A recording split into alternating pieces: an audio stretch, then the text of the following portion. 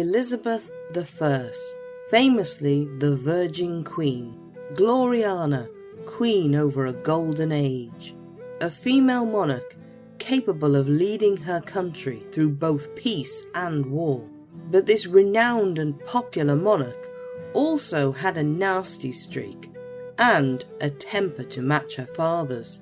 After the strange and distant childhood she had without her mother, the horrific execution of her mother, and her father's eager desire for a son, to the point of pushing Elizabeth and her sister Mary away from the throne, it might be thought she would be a kind and sympathetic queen to others.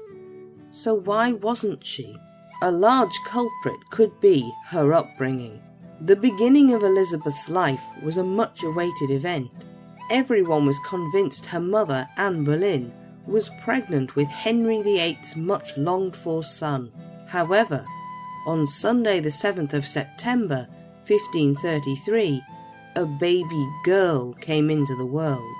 While the baby Elizabeth would go on to be arguably the most prestigious Tudor monarch, and was still treated and presented with all the pomp and honour befitting a royal infant, the fortunes of herself and her mother were already in decline.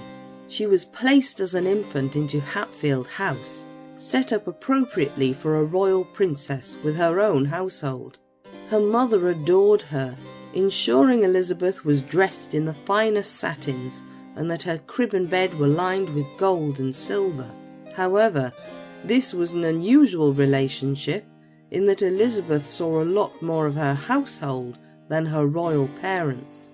Those at Hatfield were essentially her close family and would have a great influence on her as she grew up. Elizabeth was just 2 years old when her mother was beheaded. On the 19th of May, 1536, Anne Boleyn was led to the scaffold under charges of adultery, incest and high treason. Most historians now agree that these charges were likely false, but she was still killed, leaving behind her toddler daughter. Strangely, it was something Elizabeth never spoke or wrote of in later life, but she constantly spoke well of her father. Many historians have put this down as a severe trauma, which is possible, but it's also possible it simply didn't affect Elizabeth as deeply as it might had she been older. At 2 years old, she would be unlikely to have many memories of her mother, especially as she was not brought up in her mother's household. And her father had most of the portraits of Anne Boleyn destroyed after her death. However, to counter this, in later life she always looked after the relations of her mother's family and their positions at court, and she would always wear a locket with her mother's portrait inside. Almost immediately after Anne Boleyn's death, Elizabeth was declared illegitimate, as her half-sister Mary had been before her. Just 11 days after her mother's death, Henry VIII married his third wife, Jane Seymour, and soon Elizabeth would no longer be the principal heir for the English throne as the Queen fell pregnant. So far, it had been a tumultuous beginning to Elizabeth's childhood. At an age where she likely didn't remember much in detail, Elizabeth had already lost her mother in a horrific execution, and gained a half-brother who took her place as heir to the throne. Her childhood continued as might be expected for a princess, and those around her were very impressed with Elizabeth. Her first governess, Margaret Bryan, said that she was a gentle, toward child. Toward in those days also meaning quick to learn, and indeed she was, rapidly learning Greek and Latin alongside French, and later perfecting Italian. Later in her life, she would add Welsh, Scots, Irish and Cornish to this impressive list. She was deeply admired by those around her, and this cannot have failed to shape how Elizabeth saw herself. She was to be admired, and there simply wouldn't be any other way to see her. In September 1542, while visiting his fortifications along the Essex coast, the sea heir convinced Henry VIII that it was probably time he saw his second daughter. He invited both of his daughters to join him at Pergo Park, a hunting lodge north of Romford, to dine. It was the beginning of Elizabeth's rehabilitation back into court.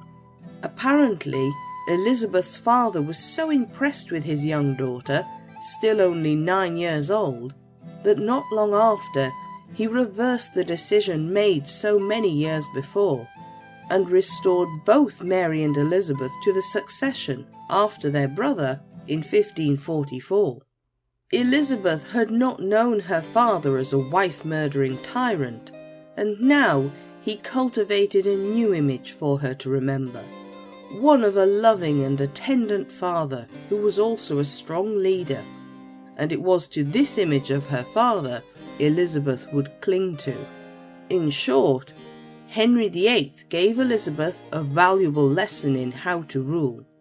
You could get away with a lot, as long as you were loved by the people and the courtiers around you.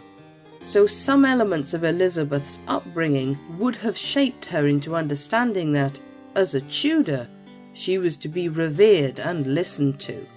But when her father died in January 1547, it would be the next chapter of her life that would have an effect on how she saw herself in relation to men, and it wouldn't be a good experience. Her stepmother, Catherine Parr, had only been a king's widow for a few months when she secretly married Thomas Seymour, 1st Baron Seymour of Dudley, sometime in May 1547. Elizabeth had been placed under the guardianship of her stepmother, and so she went to live with the couple at their home in Chelsea. The marriage caused a scandal when it was found out, but the young princess remained with them as she was close to Catherine Parr. However, worse scandal was yet to come. Thomas Seymour's behaviour with Elizabeth became overly flirtatious and at times bordering on abuse. He would tickle her and slap her on the buttocks, and although Elizabeth's governess, Cat Ashley, told Catherine about the inappropriate behaviour, she shrugged it off as innocent fun. At times, Catherine even joined in. Elizabeth herself at the time seemed to see it as more amusing than harassing, but she was only 14 years old, and the behaviour soon turned more uncomfortable. Thomas Seymour would enter her bedroom early in the morning, dressed only in his nightgown, claiming he was only coming to open her curtains. Elizabeth began to rise early herself, surrounding herself with maids so that she was not alone. It was telling behaviour of a young girl who was at worst feeling threatened and at best worried about her social position. But once Catherine became pregnant, Thomas's attention for Elizabeth seemed to increase. Growing ever more uncertain about the relationship between her husband and her stepdaughter, Catherine's fears seemed to have foundation when she one day caught the two in an embrace. An end was put to it all, and Elizabeth was sent away. A scandal was avoided, but after Catherine died in childbirth, Thomas Seymour set his sights once more on marrying the princess. When Lady Jane Grey also came under his wardship, it became clear to the Privy Council that he might be planning a coup, to marry Jane Grey to Edward VI, himself to Elizabeth, and to depose his brother Edward Seymour as Lord Protector. Unsurprisingly, he was put into the Tower of London. Elizabeth, dangerously close to it all, was interrogated for the truth. She was deemed guilty in private, but she said nothing, stubbornly refusing to give any evidence either way.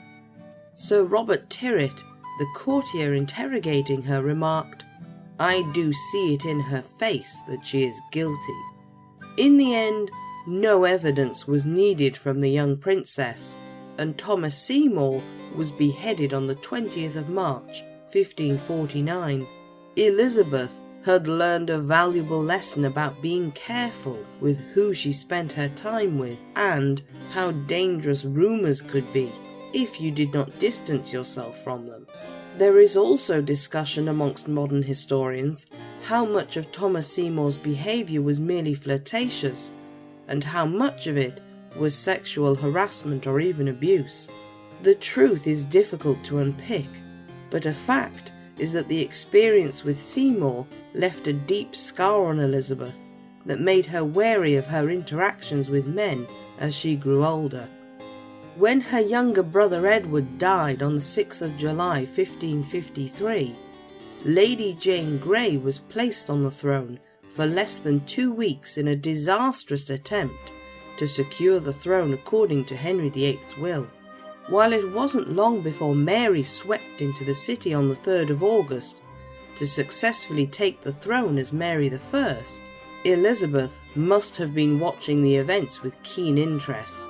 Although at first the two sisters showed a united front, Elizabeth riding into London by Mary's side, it soon crumbled in the face of Mary's religious changes.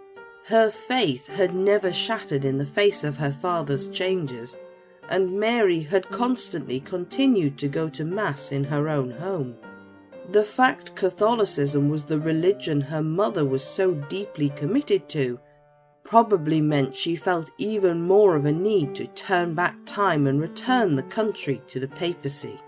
But Elizabeth, who had been brought up by those around her, including Catherine Parr, on a strong diet of Protestantism, made the wise decision to outwardly conform, as the remaining Grey sisters and their mother did. The need to balance both religions would lead Elizabeth to hold dear to her heart elements from both, which later would lead to her own religious settlement that attempted to be the best of both worlds. Nevertheless, Elizabeth still unwillingly became the centre for several Protestant plots to remove Mary from the throne, making the two sisters even more distant. Mary was popular with the people, but this dimmed somewhat when in 1554 she married Philip of Spain, later to be Philip II of Spain and a thorn in Elizabeth's side. While the contract signed between the royal couple stated Philip would never rule England, it didn't stop young men being sent to fight in Spain's wars. Anti-Catholic sentiment grew in the wake of families saying goodbye to England's sons and husbands for an unpopular foreign war. This was no doubt later a factor for Elizabeth when she weighed up the choices of who she might marry, wary of the knowledge that if she married someone who ruled another country, there would always be compromises, no matter what contract might be put in place to limit the power of them over her country. But prior to Mary's marriage, an uprising that would become known as Wyatt's Rebellion broke out in response to Mary's choice of future husband. Many prominent courtiers were involved in it, but it was Elizabeth herself who soon came under the suspicion of her sister, and she was brought to court to be interrogated as to what her role had been in the events of the uprising. Elizabeth attempted to avoid this, writing to Mary and explaining she could not travel as she was ill, but eventually she had no choice but to go in February. There was no evidence of an active part in the rebellion, but Mary got twitchy about the possibility of Elizabeth going into hiding and encouraging more plots in her favour, and made the decision to lock her sister in the Tower. The Tower was a foreboding place for Elizabeth, and no matter her personal feelings for her mother, it was still locked in her memories as the place where Anne Boleyn had died. Fearing that it too meant her own death was imminent, Elizabeth wrote a pleading letter to her sister, who had now refused to see her in person. It was ignored, and on the 18th of March, the younger princess was marched into the foreboding shadow of the Tower. Luckily, she would not be there long. Supporters of Elizabeth worked hard to convince Mary to release her sister, and in late May she was released from the Tower into the care of Sir Henry Bedingfeld under house arrest in Woodstock. This too was another lesson for Elizabeth. Making a country sway between two religious sentiments was not working, and she would remember this in years to come. On the 17th of April 1555, Elizabeth was finally allowed to return to court. Her sister Mary was thought to finally be pregnant, and if a child was born, Elizabeth would no longer be heir apparent. However, Mary turned out not to be pregnant, and this was most likely a false pregnancy, brought on by her desire to have a child. Faith that the Queen would ever have a healthy child faltered, and Elizabeth seemed sure to be the next Queen. Mary would once again believe herself to be pregnant in 1558, but this would instead turn out to be nothing more than an illness, and on the 6th of November, Elizabeth was formally recognised as Mary's heir. Just a few weeks later, on the 17th of November, Mary I died, leaving Elizabeth as Queen of England at the age of 25. Now was the time in which all of Elizabeth's hard-earned lessons would be viewed through the lens of a ruling monarch. Her coronation was a joyful event. Elizabeth was as popular as her sister Mary had been, and she would be careful for the rest of her life not to lose this. As her litter and procession wound through the streets of London, she would have seen the mystery plays and entertainments put on along the route that leaned heavily towards Protestantism. But this was a reflection more of the hopes for her reign than Elizabeth's personal feelings on religion. She was publicly Protestant, but she enjoyed a lot of elements that were closer to Catholicism, such as candles and music, and she disliked the long Protestant sermons. Elizabeth was caught between a rock and a hard place. The Church of England was once again the main religion for her country, and looking back on how much she revered her father, it was probably a source of pride that she returned the religion he had created. However, both Elizabeth and her advisors were nervous about the possible invasion of Catholic countries such as Spain, especially while there were Catholic options to replace her, such as Mary, Queen of Scots. Also, no one wanted a return to the burnings and executions of so-called heretics from Mary I's and Edward VI's reigns. The result was the new religious settlement that promoted the Church of England, but allowed both a Protestant and Catholic version of communion. The revived heresy laws were hurriedly repealed.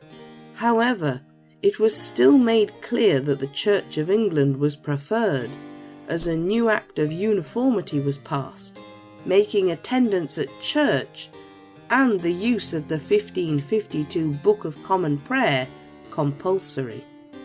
Despite this, the penalties for failing to adhere to these rules were not severe, and allowed many Catholics to conform while still practicing their own faith, albeit quietly.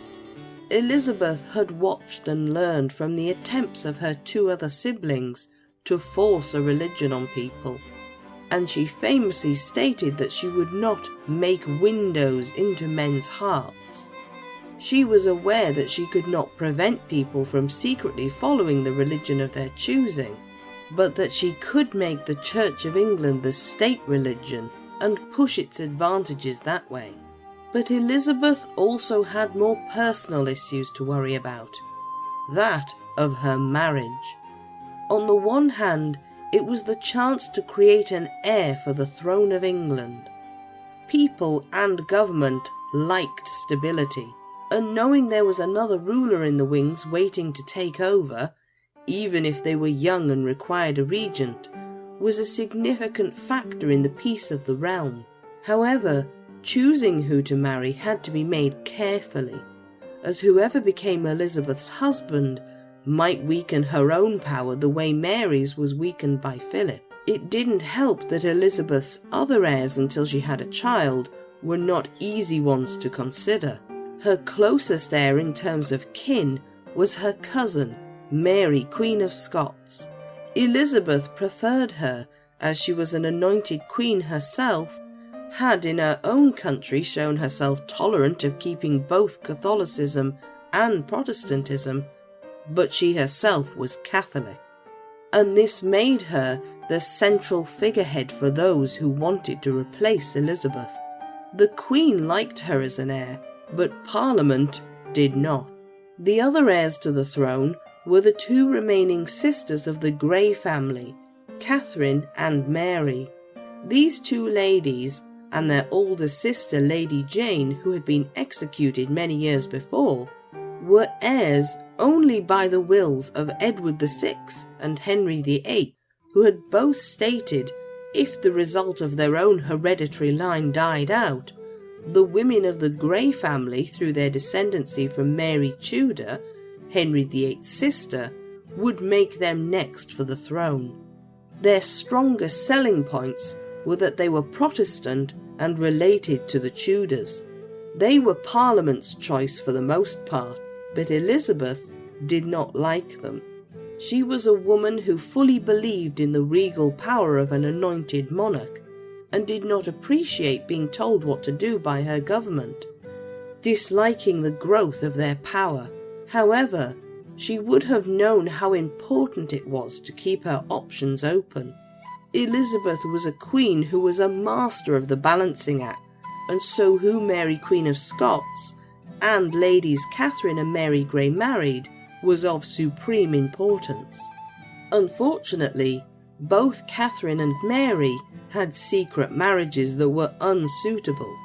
Catherine's because it made her claim to the throne stronger, and Mary's because it was to someone below her social standing. Elizabeth's furious reaction to these marriages, including locking both women in the Tower of London and under house arrest respectively, has been viewed as cruel and over the top, and there were plenty of contemporary critics who argued the same, that they were all just recklessly in love and that the Queen was bitter and jealous. And there may well have been an element of this, considering the difficult position Elizabeth was in. She considered many royal suitors, but there was only one man who was the apple of her eye, Robert Dudley. By 1559, it was obvious to her courtiers that she was in love, although the relationship remained only flirtatious and platonic. There were problems to Dudley being her husband, the main one being that he was already married. A year later, in 1560, when his wife Amy died in strange circumstances by falling down some stairs, although Dudley was cleared of any part in her death, rumours insisted it had been done to enable him to marry the Queen. A marriage with Dudley at this point would have done serious damage to Elizabeth's standing, but she continued to consider him for her husband all the same. The idea also wasn't popular with her advisers. The idea of a queen marrying one of her subjects was not liked, and they also feared the power and influence Robert Dudley would gain if he married the Queen, especially as Elizabeth might have become more swayed by him as her husband. Many had not forgotten he was the son of the executed John Dudley, Duke of Northumberland, who had arranged seating Lady Jane Grey upon the English throne. When he finally married the Queen's cousin Lettice Knowles in 1578 in a secretive ceremony, the Queen angrily banished Lettice from court, effectively cutting off her social life and prospects. Elizabeth must have felt torn. On the one hand, she knew that she could not marry the man she clearly loved, while also ruling her country in its best interests. But it's easy to see how heartbroken she must have been to see him in the arms of her cousin. It must have been a glimpse at what could have been, and what she could never have. Her angry reaction to Catherine and Mary Grey's marriages were probably not just a jealous reaction of the happiness she could never have, but also one of fear. In a man's world full of enemies, the Queen needed allies.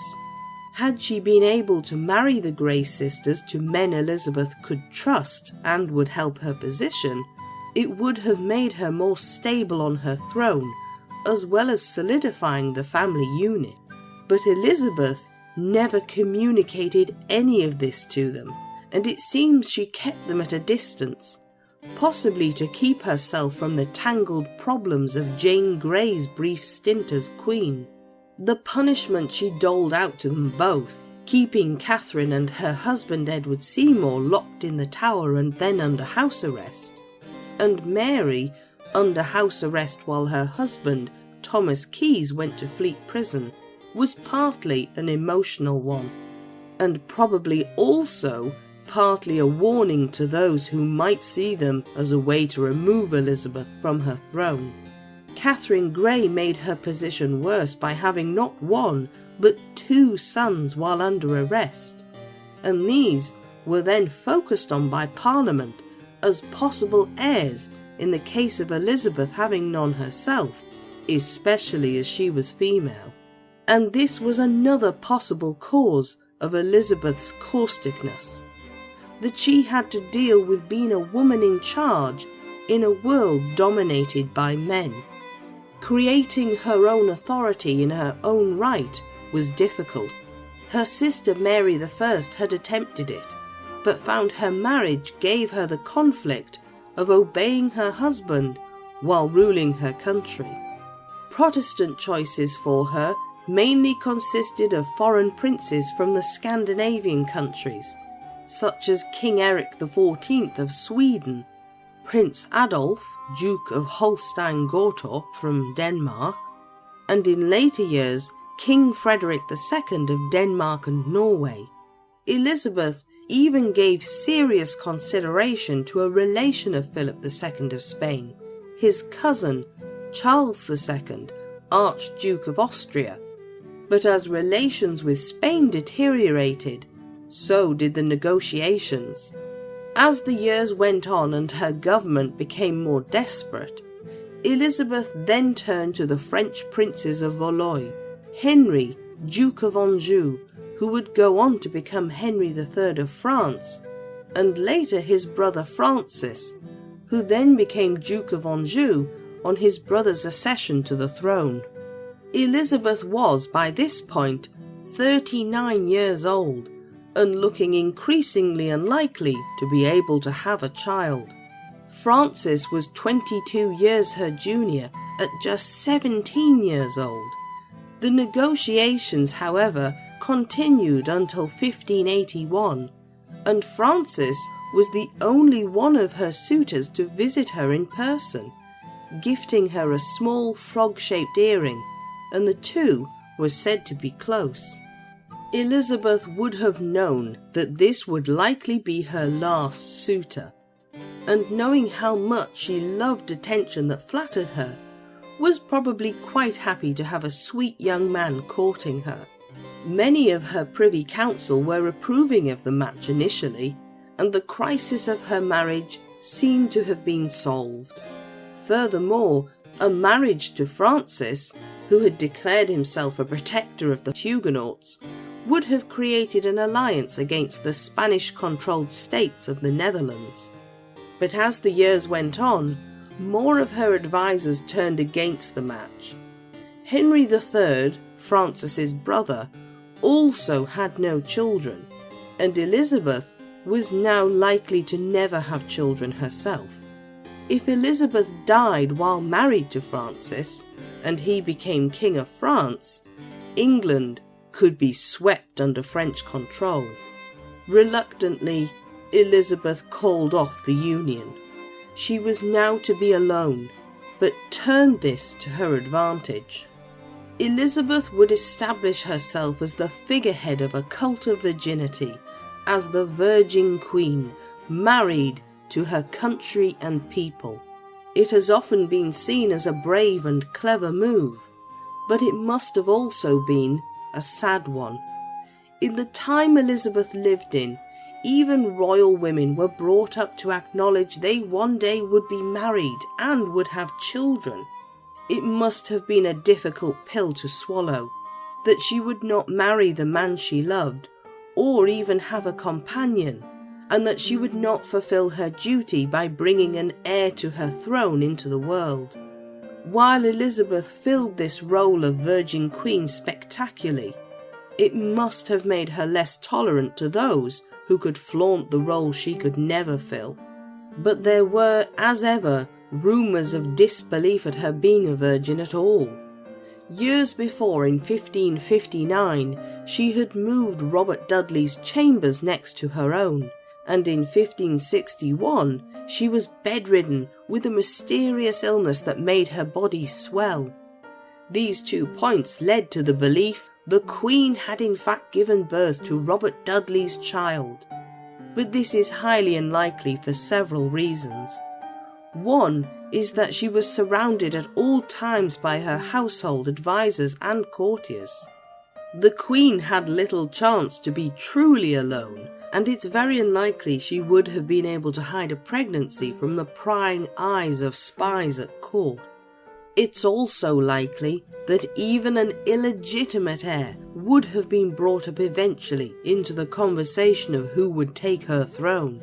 Catholics who wished to remove Elizabeth refused to believe she was the Virgin Queen, instead spreading accusations that she slept with her courtiers. It must have been salt to the wound. Not only had Elizabeth had to make a decision to turn not marrying to something positive, to being married to her country, but she now had to deal with slurs that even women today still have to put up with. That of accusations of being an immorally loose woman. Her father had never been admonished for having mistresses, or for having many wives. The main complaint about him was of breaking away from the Catholic Church, but even a queen was seen to be different. Women were thought to be emotionally ruled, and so if a woman slept with a man and fell in love, or at least lust, she would be unable to take command of logic and reasoning. Men were thought to be capable of reasonable thought at all times. And so accusing Elizabeth in this way was not only an insult to her character, but at her ability as a ruler itself. Having men she could trust around her would have helped with her public image of a capable ruler. And this itself may also explain some of her spiteful and cruel behaviour towards some women in her court when they married. It's possible that at times Elizabeth was able to command the attention of the male advisors around her until they married and had new ideas about where their station might lie. Elizabeth's anger at this might then have been vented on the women rather than their husbands, whose advice she would still need. It was a reaction to events she could not control, in an environment which relied on control for her own survival. Another suggestion for her erratically angry behaviour at times could have been her makeup. After her bout with smallpox in 1562, although having survived what was then a killer of many people, Elizabeth was now scarred with the pockmarks of the disease. She had always been praised on her flawless skin, and her image was part of her allure and power. It was not long after this time that Elizabeth began to use a compound known as the Venetian ceruse, a mixture of vinegar and lead that could make the skin appear pale and unblemished. The mixture could be deadly through lead poisoning seeping through the skin. Even if it didn't kill you, the cosmetic would leave the skin beneath grey and wrinkled, and ladies at that time had a habit of leaving it on for more than a week before washing it off and replacing it. Even the cleansers used at the time were deadly, made up of a combination of eggshells, alum, and most dangerously of all, mercury. As Elizabeth aged and she needed to keep a youthful appearance for the success of her Gloriana image and virginal cult, she required more and more heavy use of cosmetics, which would have increased their deadly effects. Many symptoms of mercury and lead poisoning can be seen in descriptions of illnesses or conditions that plagued the Queen, As she reached her 60s, she suffered memory loss and digestive problems. While both of these could be down to other causes, they can also be symptoms of lead and mercury poisoning. Other symptoms associated with mercury poisoning were seen in Elizabeth, such as irritability and depression. While she had never been one to suffer fools gladly, her venomous attacks on courtiers and servants alike increased as the years went on. By the time Elizabeth I died in 1603, the public perception of her was mixed. She had started her reign as a popular and well-liked princess, one of the most beautiful and eligible potential royal wives in Europe. By the end of her reign, she had brought something close to peace to the religious divide in her country, seen the defeat of the Spanish Armada, and had successfully maintained power in her own right and for England. However, in the later years of her life, the finances of England struggled and the standard of living fell. Her forces had triumphed in Ireland, but the bloody and vicious tactics used by them stained her military memory, and despite being Protestant, she never went too far with aiding foreign Protestant countries that needed help. She was also remembered for her cruel treatment of many members of her family and court, especially the women who had displeased her with their marriages. So how did she end up with such a glowing reputation? That was mostly due to the unpopularity of her successor, James I of England. While at first expectations for his reign were high, they soon fell as he came to be seen as a Catholic sympathiser with a corrupt government, and a revival of the Virgin Queen's cult began to take hold between 1610 and 1620. This emphasised the good qualities of the last English monarch who had held the throne for so long, hiding her bad ones. The triumphant image she had used in the wake of victories such as winning against the Spanish Armada was boosted. In the centuries to come, Elizabeth became seen as a symbol of English goodness, of a queen who resisted foreign invasion, a national icon for a golden age of culture and progress. So was Elizabeth I a cruel queen? She was certainly a politically savvy and smart one. Elizabeth understood that surrounding herself with the right advisors was required from the start, ones that would always tell her the truth, even if she didn't like it. She also understood that a monarch ruled only by popular demand. As much as Elizabeth wholeheartedly adhered to a monarch's divine right to rule, she had seen a country turn against a monarch more than once, and she didn't want her position any more threatened than it already was. But her upbringing, environment, circumstances of her position, and lack of control of many aspects due to being female meant at times she had to make decisions that were harsher than if a king had given the punishment. Elizabeth had certainly inherited her father's temper, but old age and cosmetics increased this, and no doubt jealousy and fear for her position fueled many of her punishments against those who married without her consent, a mixture of wondering who might try to usurp her throne and sadness at what she could never have. Elizabeth I was human and had her flaws. Had she been born a peasant or a tavern keeper's wife, perhaps her temper would not have been as heated, or her actions so harsh. But Elizabeth's unique position meant that she had to make hard decisions that could often border on cruel. But it's also true that many rumours cultivated by her opponents often make it difficult to pick out fact from fiction. Therefore, Elizabeth could be seen as a cruel queen, but she could also be seen as a woman living in fear of her tenuous position, attempting to balance many extremes at once, lashing out when she was not able to keep control of her place in it all.